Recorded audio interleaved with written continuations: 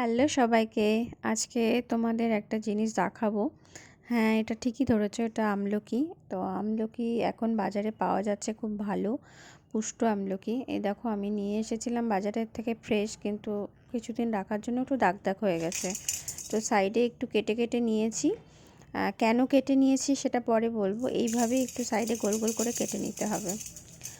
আর কড়াইয়ে গরম করে দিয়ে দিলাম 5 ফোড়ন, শুকনো লঙ্কা, ছোটো এলাচ, তারপরে দিলাম গোলমরিচ, দারচিনি আর একটুখানি লবঙ্গ। ওটা হালকা করে তোমার গরম করে নিয়ে তারপরে এই দেখো এইভাবে আমি শিলপাটায় বেটে নিয়েছি। কারণ একটু মানে একদম গুঁড়ো হয়ে গেলে সেটা ভালো লাগবে না, মানে পুরো মিহি হয়ে গেলে সেটা ভালো লাগবে না। মশলা করার পালা শেষ। এইবার আমি আমলকিগুলো যেভাবে তোমাদের দেখালাম ওইভাবে কেটে প্রেসার কুকারে 5 মিনিট, মানে একদম লো ফ্লেমে 5 মিনিট সেদ্ধ করে নিয়েছি। সেদ্ধ করার পরে দেখো এইভাবে সেদ্ধ হয়ে গেছে, একদম সেদ্ধ হয়ে গেছে। হালকা গরম অবস্থাতেই তোমাদের একটা চামচের সাহায্যে বা অন্য কিছুর সাহায্যে দেখো এইভাবে গুঁতো মারবে। এইবার কেন আমি ওইভাবে কেটেছি দেখো, এইভাবে পিসগুলো হয়ে যাচ্ছে সুন্দর, দেখতে পাচ্ছ? আমি একদম হালকা হাতে কিন্তু ছাড়াচ্ছি আর সঙ্গে সঙ্গে এই পিসগুলো হয়ে যাচ্ছে।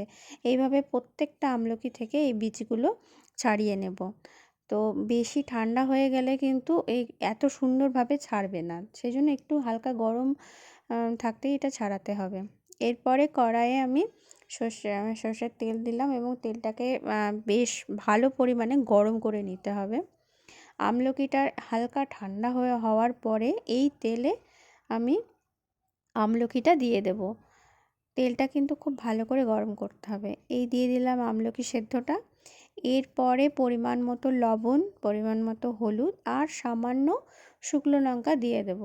কারণ আমলকি সারা বছর আমরা পাই না, তো সারা বছর যদি আমলকি খেতে চাও তো আচার এই একমাত্র পদ্ধতি যেটা তোমরা সারা বছর ধরে রাখতে পারবে, মানে সারা বছর আমলকি খেতে পারবে।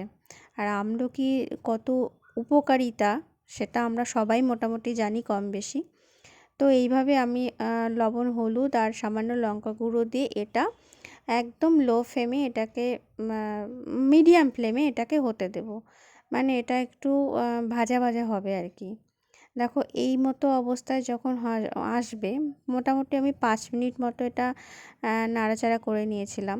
তখন এটার মধ্যে পরিমাণ মতো চিনি দিয়ে দিতে হবে। চিনি দেওয়ার পরে একদম লো ফ্লেমে এটাকে হতে দিতে হবে যতক্ষণ না চিনিটা গলছে।